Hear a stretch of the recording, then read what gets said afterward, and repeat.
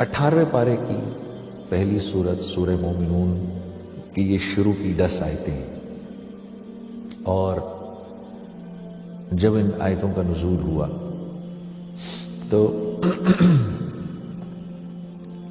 रसूलुल्लाह सल्लल्लाहु अलैहि वसल्लम ने सहाबा कराम को बुलाया और फरमाया, आओ सुनो अल्लाह रब्बुल इज्जत का कितना खूबसूरत कलाम उतरा है। और इब्न कसीर लिखते हैं अपनी तफसीर में कि जब अल्लाह ने जन्नत आदम को बनाया तो जन्नत आदम इतनी खूबसूरत बनी कि अल्लाह ने मुस्कुरा के उसको देखा और मुस्कुरा के फिर अल्लाह रब्बुल इज्जत ने फरमाया कुछ बोल।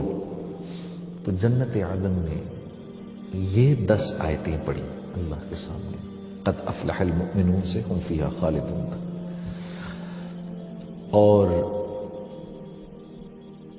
कुछ हमारे जो मुफस्सिरीन हैं वो ये भी लिखते हैं कि इन आयतों में दरअसल अल्लाह रब्बुल इज़्ज़त ने सहाबाए कराम रिज़वानुल्लाह अलैहिम अजमईन की सिफात बयान की हैं कि सहाबाए कराम ऐसे।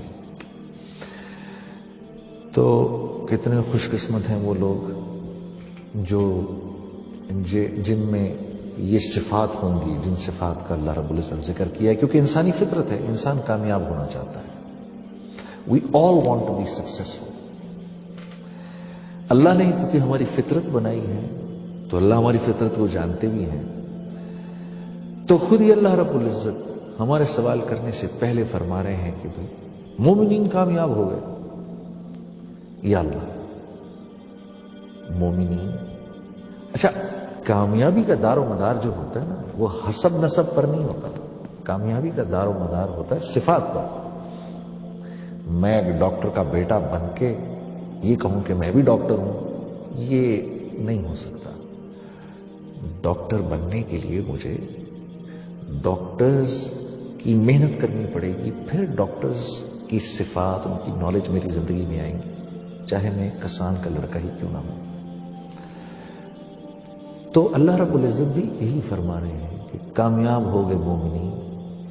इस वजह से नहीं कि एक मोमिन जो है वो एक दूसरे मोमिन की औलाद है, बल्कि अल्लाह ने उन सिफात का जिक्र फरमाया आगे जिनकी बुनियाद पर एक मोमिन कामयाब होता है।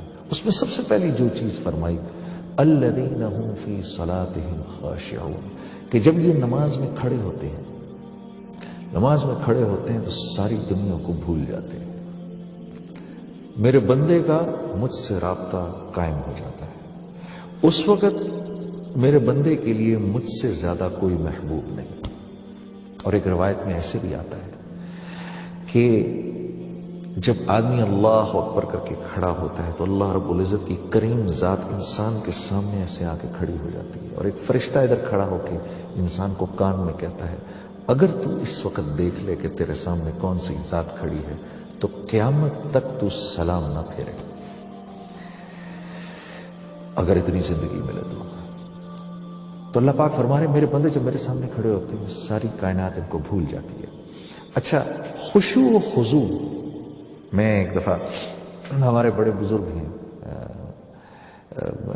निजामुद्दीन के मौलाना साद साहब दामद बरकातुहू, उनका बयान सुन रहा था तो मौलाना साद साहब फरमाते हैं कि खुशू से मुराद ये है कि आदमी अल्लाह के सामने खड़ा है, फिर ख्याल इधर उधर गया, फौरन उसको वापस ले आया कि नहीं मैं अल्लाह के सामने खड़ा हूं। क्योंकि हर वक्त ध्यान ये रहे कि मैं अल्लाह के सामने खड़ा हूं, ये तो एक एहसान की लेवल है, अल्लाह वो हमें नसीब करे। लेकिन अगर फर्ज करें वो लेवल नहीं मिल रही कि अल्लाह के नबी का इरशाद है ना कि अल्लाह के सामने अल्लाह की इबादत ऐसे करो, नमाज ऐसे पढ़ो अल्लाह के सामने जैसे अल्लाह को देख रहे हो। अगर ये नहीं कर सकते तो कम से कम इतना करो कि जैसे अल्लाह रब्बुल इज़्ज़त तुम्हें देख रहे हैं। तो मैं मौलाना साद साहब का एक बयान सुन रहा हूं, उसमें मौलाना फरमा रहे कि खुशू और खुजू से मुराद क्या हुई कि अल्लाह के सामने खड़े और ध्यान इधर उधर गया, फौरन ध्यान को वापस ले आए कि नहीं मैं अल्लाह के सामने खड़ा हूं, तो अपने आप को मरकूज कर दिया। हाँ, वरना तो अल्लाह के नबी का जो इरशाद है, जो एहसान का दर्जा है, अल्लाह वो हम सबको नसीब फरमाए कि अल्लाह की इबादत ऐसे करो जैसे अल्लाह को देख रहे हो। अगर वैसे नहीं कर सकते तो फिर ऐसे करो जैसे अल्लाह रब्बुल इज़्ज़त तुम्हें देख रहे हो। तो कम से कम दर्जे में हम यहां तक पहुंच जाएं। फिर अल्लाह ने चाहा, अल्लाह से दुआ करो, ए अल्लाह جیسے اللہ کے نبی صلی اللہ علیہ وسلم فرمایا کرتے تھے کہ نماز میری آنکھوں کی ٹھنڈک ہے، اللہ نماز کو ہماری آنکھوں